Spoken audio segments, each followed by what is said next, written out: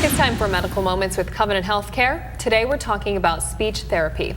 I'm here with Kelsey Praske, a speech-language pathologist with Covenant Healthcare. Thanks so much for being with us today. Thank you for having me. So, very fascinating topic. You are a speech-language pathologist or speech therapist. Can you tell us what your role is in healthcare? Oh, definitely. So in the healthcare field, we can work in a variety of settings with a variety diagnosis of patients. For example, at Covenant, we work right in the hospital with our patients, working with the doctors and the nurses. We can work at an inpatient rehab setting. We have our outpatient setting at Michigan with focus on adults and pediatrics, and they have the feeding clinic there for our pediatric patients.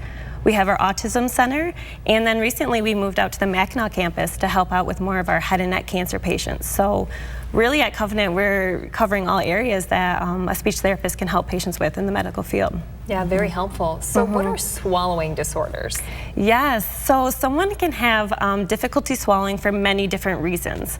You know, if someone is having a stroke or maybe a traumatic brain injury, any sort of progressive disorders such as Parkinson's, even age-related muscle weakness can cause some trouble swallowing.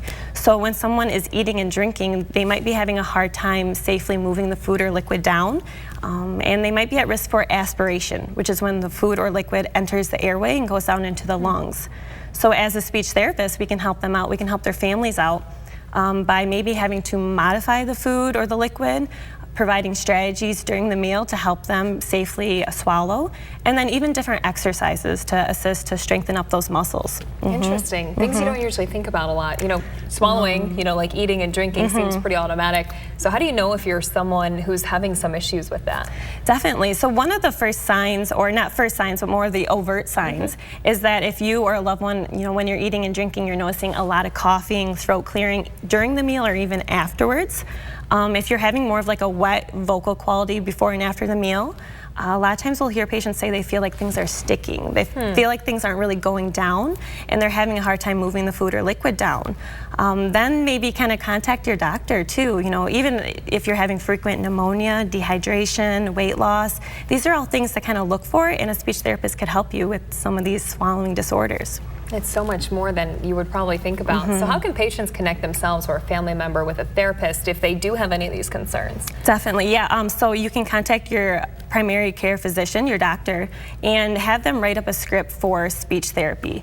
There's a lot of different areas we can focus on with speech and swallowing, language, cognition, many different areas a speech therapist can help with. So your doctor could write you a script, and then our team can kind of help decide what campus, you know, with all these different campuses I talked about, what campus to send that patient or family to so we can better assist them. Very interesting. What are some common misconceptions about your job? I'm sure you get a lot of them thinking it's just about speech. Exactly, and that's honestly the biggest one, is that as a speech therapist, we often hear patients or families asking, well, don't you just work with speech? And that is just one of the many areas we cover. We can cover language, cognition, such as memory, problem solving, attention, and these are very important skills for our patients to have when they transition back home from the hospital. We can work with voice if someone's having a hard time with their voice production, and then, like I said, swallowing, which is a very big one that many don't know about. Yeah, I wouldn't have thought of that with speech, but very fascinating. Thank you so much for being with us today. Yeah, thank you. Thanks again. All right, so if you at home have any additional questions or information you'd like to have about today's topic, head on over to the Hot Links page on WNEM.com.